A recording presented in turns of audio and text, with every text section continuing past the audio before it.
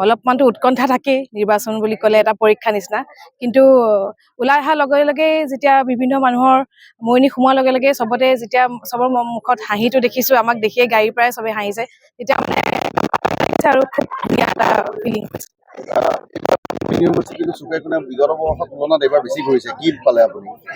হয় এইবাৰ মই অলপমান বেছিকে ঘূৰা সৌভাগ্য হ'ল ৰাইজে মোক অলপ বেছিকে বিচাৰিলে বহুত জেগাত